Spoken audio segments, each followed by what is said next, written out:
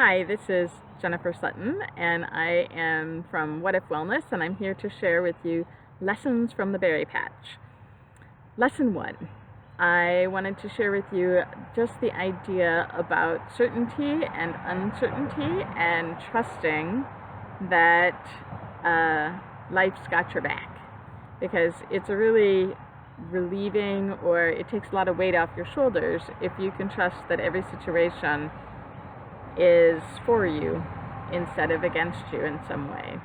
So I like to share the story of the farmer, and it's the farmer who had a horse, a working farm horse, and it ran away.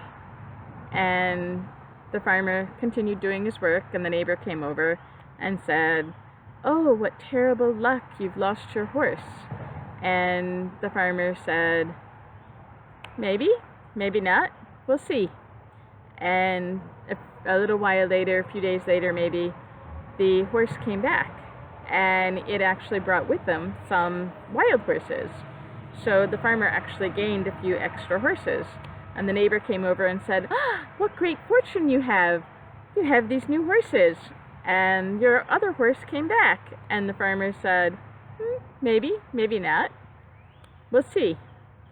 And over time, a while later, the farmer's son decided that he wanted to train the horses and chose one of them. And while he was trying to train one of the horses, he fell off and he broke his leg. And the neighbor came over and said, what do you think he said? He judged the situation and said, "Oh, what terrible luck you have. I'm so sorry that your son fell off the horse. That's terrible for you and him." And the farmer said, "Maybe, maybe not. We'll see." And a few weeks later, the National Army came through all of the rural villages and reached their village. And they were taking all of the sons that were of the right age range, like the farmer's son was, to become part of the army. And the farmer's son didn't have to go because he had a broken leg. They wouldn't take him. So he stayed home, and the neighbor came over and said, "What great fortune you have. Your son didn't have to go into the army." And the farmer said, "Maybe, maybe not. We'll see."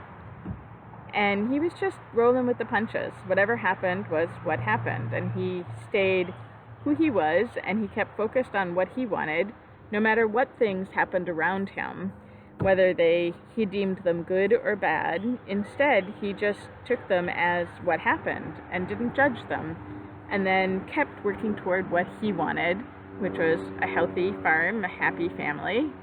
I'm guessing. I don't know, that the story doesn't tell all those details. But that's what I'd like for you to consider trying.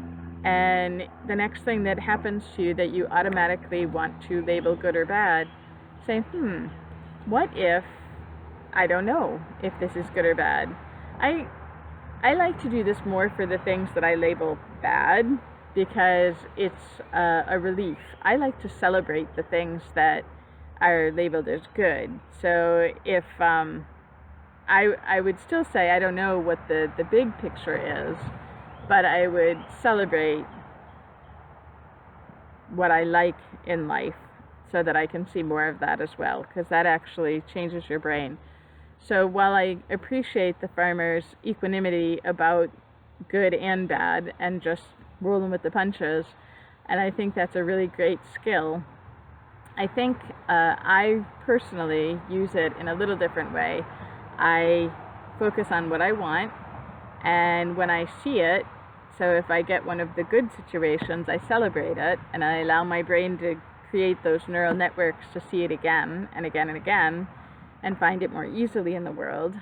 So if I see somebody being kind to somebody, say, "Ooh, I like that, that's nice," and then my brain knows to show that to me again. It knows that if it sees it, it should point it out to me. It should filter the information differently so that I see it. So anyway, that's lesson number 1, is roll with the punches. Trust that whatever's happening is happening for your highest good, or the highest good of everyone around you, or both.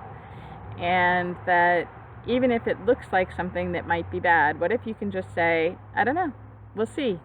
And then just keep focusing on what you want and the feeling of what you want, and keep taking steps in the direction of what you want, because that really is the key, is focusing on what you want, feeling it, feeling the end result, feeling the joy, the relief, the happiness, the excitement, whatever it is that you associate with that end result, the feeling that you associate with it. Just focus on that feeling, and you'll start finding it in other ways in your life. So that's lesson number 1 from the Berry Patch. Thanks for listening, and I look forward to seeing you in lesson 2.